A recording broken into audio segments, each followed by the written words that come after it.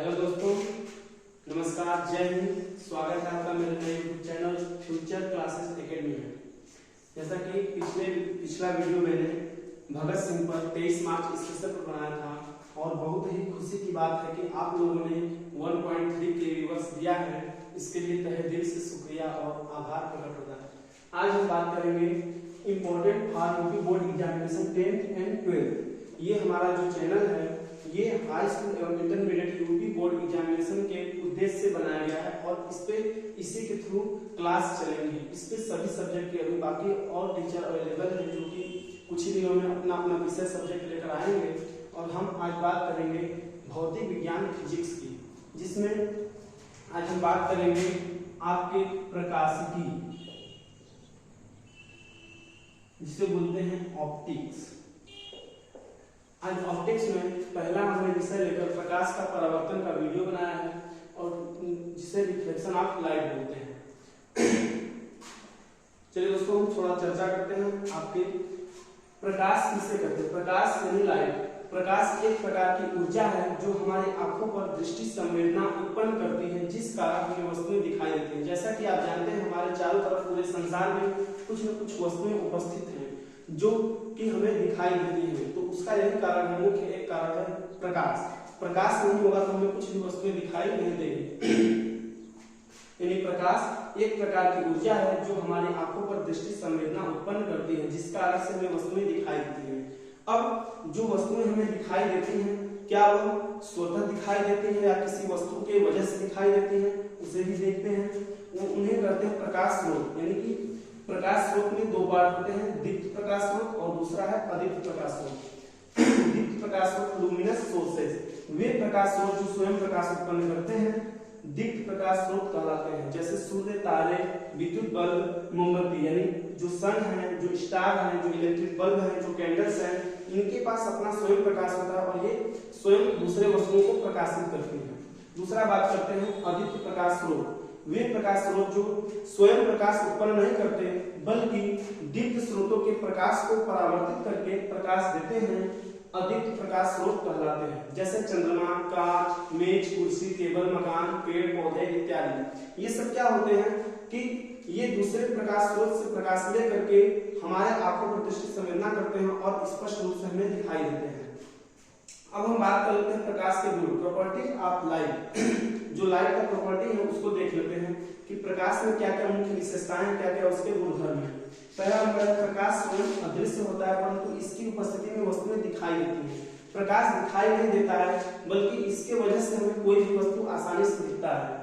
दूसरा, प्रकाश के संचरण के लिए माध्यम की आवश्यकता नहीं होती है और यह निर्वात में भी गमन कर सकता है। जैसे कि हम जानते हैं कि हमारे अंतरिक्ष में प्रकाश गमन करता है परंतु वहां निर्वात न होने से हमें लाइट का अनुभव नहीं होता है, हमें कुछ भी दिखाई नहीं देता है। अगर वहां पर माध्यम होता तो वहां पर भी हमें प्रकाश या प्रकाशित वस्तुएं दिखाई देती। तीसरा है, विभिन्न माध्यमों में प्रकाश की चाल भिन्न भिन्न होती है परंतु निर्वात में प्रकाश की चाल 3 × 10⁸ मीटर प्रति सेकेंड होती है। 3 × 10⁸ मीटर प्रति सेकेंड को 3 लाख किमी प्रति सेकेंड भी कहेंगे, किसी बुक में मिलता है आपको देखने को। चौथा है, प्रकाश विद्युत चुंबकीय तरंगों के रूप में चलता है। जो प्रकाश होता है वह इलेक्ट्रोमैग्नेटिक वेव्स के रूप में भी चलता है। और दृश्य प्रकाश की तरंगदैर्घ्य लगभग 4000 एंगस्ट्रॉम से 8000 एंगस्ट्रॉम के मध्य होती है। अगर इससे कम या इससे अधिक हो तो वह प्रकाश दृश्य प्रकाश क्षेत्र में नहीं आता है। इसके बाद हम बात कर लेते हैं जो हमारा मेन टॉपिक था प्रकाश का परावर्तन, उसके बारे में। दरअसल में प्रकाश को हमने जान लिया और उसके गुणधर्मों को जान लिया, प्रकाश के परावर्तन को देख लेते हैं। प्रकाश का किसी चिकने या चमकदार पृष्ठ, जैसे कि कोई दर्पण या कांच हो, उससे टकरा करके वापस उसी माध्यम में लौटने की क्रिया को प्रकाश का परावर्तन करते हैं। प्रकाश जिस माध्यम में आपतित हो रहा है और किसी चमकदार पृष्ठ में टकरा करके फिर पुनः उसी माध्यम में आ रहा है, तो इस प्रकार की घटना को प्रकाश का परावर्तन करते हैं।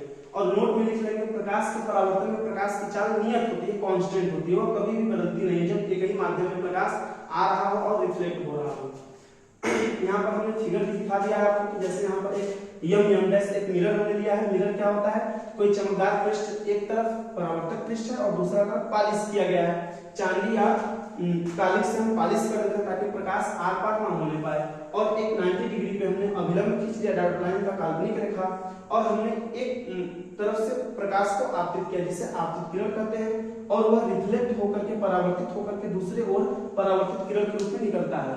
और इस अभिलंब से आपतित किरण के बीच के कोण को हम आपतन कोण आई बोलते हैं, और अभिलंब से परावर्तित किरण के बीच के कोण को हम परावर्तन कोण बोलते हैं।